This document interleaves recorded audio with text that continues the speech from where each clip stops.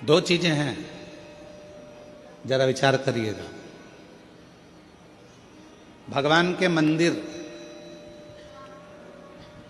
शंकर भगवान के मंदिर में लोग जल चढ़ाने के लिए जाते हैं। शिव जी के मंदिर में लोग जल चढ़ाने जाते हैं। आप लोग जाते हैं कि नहीं जाते? जम के तो बोलो, जाते हैं। ठीक है। शिव जी के मंदिर में यदि आप जल चढ़ाने के लिए जाते हो और आपने अगर शिव महापुराण की कथा को सुन रखा है, तो कथा में बारंबार आपको सुनने को मिलता है कि ये शिवलिंग शिव है, ये जलाधारी माँ पार्वती जी का हस्त कमल है, ये सामने से जो जल बहता है, राइट में गणेश है, लेफ्ट में कार्तिकेय हैं, बीच में अशोक सुंदरी है। शिव जी के ऊपर जो बूंद बूंद पानी टपक रहा है वो शिव जी की 5 लड़कियां जया, विषहरा, शामली बारी, दौतली, देव है। ये सारा पूरा की पूरा स्थान शिव जी के सामने से, जहां से जल बहकर जमीन पर आकर नीचे जाता है, वहां पर 33 कोटि देवता विराजमान हैं। शिव जी की पिंडी पे से जल गिरकर जब नीचे की ओर आता है और जो मोटे भाग से जल नीचे आता है, वहां पर सारी 64 योगिनियां हैं, सारी देवियां विराजमान हैं। अब जो समझ गया वो शिव मंदिर में जाकर ना गणेश जी को ढूंढता है, ना कार्तिकेय को ढूंढता है, ना पार्वती को ढूंढता है। ढूंढेगा क्या? जम के बोलो जरा। नहीं, ना वो कार्तिकेय को ढूंढ रहा है, ना वो श्री गणेश जी को ढूंढ रहा है, ना वो पार्वती को ढूंढ रहा है। अब जिसके दिल में ही शिव नहीं बसा है, जो भगवान शंकर को जान ही नहीं पाया, वो मंदिर में जाकर क्या करता है? एक लोटा पानी लेगा, शंकर जी पे भी चढ़ा देगा, उसी पानी में से गणेश जी को भी चढ़ा देगा, उसी पानी में से पार्वती जी को भी चढ़ा देगा, उसी पानी में से कार्तिकेय जी को भी चढ़ा देगा। अरे भैया, अगर शिव महापुराण की कथा सुनी है तो शंकर की कथा में आता है, जहां शिवलिंग है, जहां शंकर विराजमान है, वहां जल पूर्ण समर्पित कर दो, सारे देवताओं में अपने आप पहुंच जाता है। उसको देना नहीं पड़ता, उसको पहुंचाना नहीं पड़ता। और ये गलती बहुत सारे लोग करते हैं।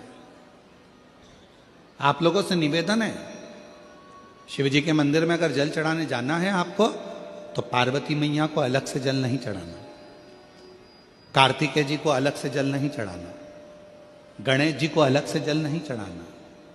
किसी भी मूर्ति पर शिव को जल चढ़ाने जाओ तो अलग से किसी मूर्ति पर जल मत चढ़ाओ, ना पार्वती जी को, ना गणेश जी को, ना कार्तिकेय जी को।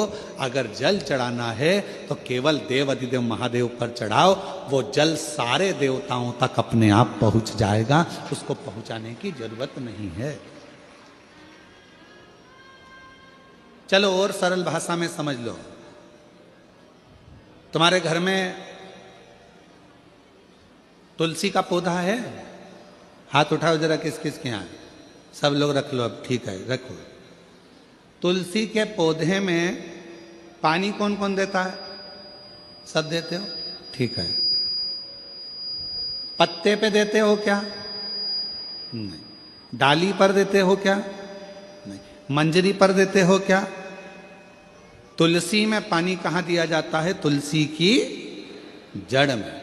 जड़ में पानी दे दिया तो वो तुलसी के पत्ते पत्ते में पानी पहुंच जाता है, मंजरी में पानी पहुंच जाता है। वृक्ष की जड़ में पानी दे दिया तो वो पानी सब दूर फल में, फूल में, डाली में, पत्ती में, सब जगह पर वो पानी पहुंच जाता है। उसी तरह जैसे जल जड़ में दिया जाता है, पानी जड़ में दिया जाता है, तो वो सब जगह पहुंच जाता है। उसी तरह शिव मंदिर में केवल शंकर भगवान पर जल चढ़ाया जाता है तो वो सब देवताओं तक पहुंच जाता है, सब देवताओं तक।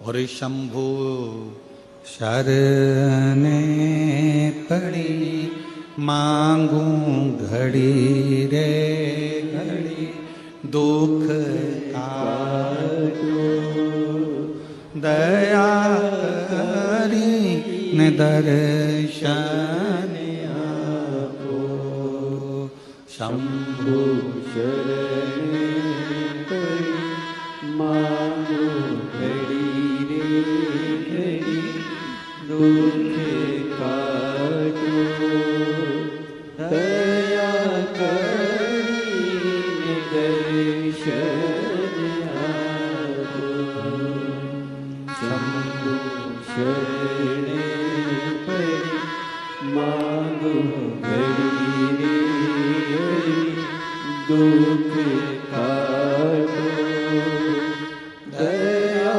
करीने दर्शन आपो। आपको अलग से जल देने की जरूरत नहीं, पत्ते पर अलग से पानी डालने की जरूरत नहीं है,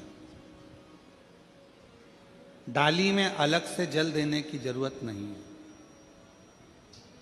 केवल जड़ में पानी दीजिए, फूल में, पत्ती में, फल में, सब जगह पर वो पानी पहुंच जाता है। उसी तरह अगर जल देना है तो शंकर जी के मंदिर में कभी भी जाओ, ना पार्वती जी को पानी चढ़ाना, ना गणेश जी को पानी चढ़ाना, ना कार्तिकेय जी को पानी चढ़ाना। अगर लोटा भर के जल चढ़ाना है तो किस पे? महादेव पर चढ़ाना, शिव।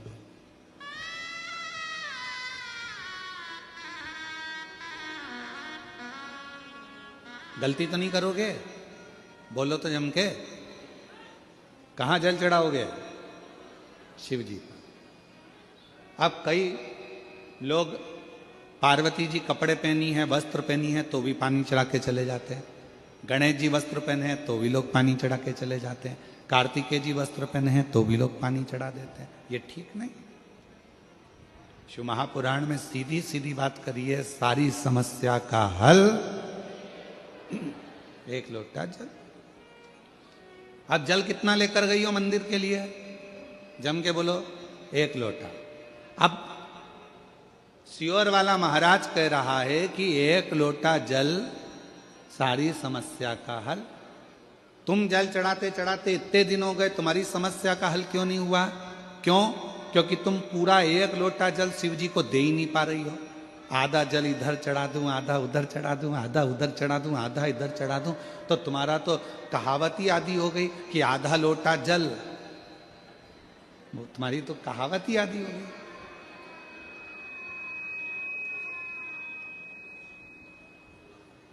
पूरा एक लोटा चढ़ा? अरे बोलो तो जम के। नहीं चढ़ा, नहीं चढ़ा। इधर पार्वती जी को चढ़ा दिया, गणेश जी को चढ़ा दिया, कार्तिकेय को चढ़ा दिया, और फिर शिव जी को जल चढ़ा रही है। या शंकर जी को चढ़ाने के बाद थोड़ा सा बचा कर इधर भी चढ़ा दूं, उधर भी चढ़ा दूं, उधर भी चढ़ा दूं, मन में रख लिया बचा कर। पशुपति व्रत की महत्वता में स्वयं शिव महापुराण में पाशुपत्य अस्त्र, पाशुपत्य व्रत और पाशुपत योग, तीन चीजों में पशुपति व्रत की महत्वता में यहां तक कहा है कि तुम पशुपति व्रत के लिए अगर कोई मीठा बना रही हो, प्रसाद बना रही हो, तो वो प्रसाद जितना बनाया है वो पूरा की पूरा लेकर मंदिर जाना पड़ता है। बोलो सही है कि गलत है? कढ़ैया में, भगोनी में जितना प्रसाद, हलवा बनाया, खीर बनाई, जितनी बनाई है सब लेकर जाओ, छोड़कर नहीं जा सकते। अगर आधा प्रसाद कढ़ैया में छोड़ दिया और आधा लेकर गए हो तो प्रसाद के दो हिस्से हो गए। भगवान पशुपति व्रत को स्वीकार नहीं करेगा, वो स्वीकार नहीं। बनाओ उतना जितना मंदिर में लेकर जाना है, बनाओ उतना जितना परमात्मा के दरवाजे पर लेकर जाना है। अब हमने क्या करा, बना थोड़ा ज्यादा लिया, आधा रख दिया घर वालों के लिए, बच्चे खा लेंगे इसमें से, पति को दे दूंगी इसमें से, और आधा प्रसाद ले गई मंदिर, मंदिर में ले जाके 3 हिस्से कर दिए। अब विचार करना, मंदिर में ले जाने से पहले प्रसाद के 2 हिस्से हो गए, आधा तो तूने घर में छोड़ दिया, आधा मंदिर में लेकर चली गई, फिर वहां पर जाकर 3 हिस्से हो गए, तो कुल मिला के हो गए 5 हिस्से। तो मतलब ही क्या हुआ फिर उस प्रसाद? और फिर क्या कर रही है, मैंने 4 बार पशुपति व्रत करा गुरुजी, पर ना जाने क्या ऐसा योग बना कि भगवान मेरी सुनता ही नहीं है, भगवान मेरी सुनता ही नहीं है। कैसे नहीं सुने?